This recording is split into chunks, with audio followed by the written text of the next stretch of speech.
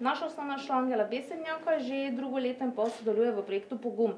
Pod njegovim okriljem smo želeli pokazati, da je naša osnovna šola en nenadomestljiv del lokalne skupnosti.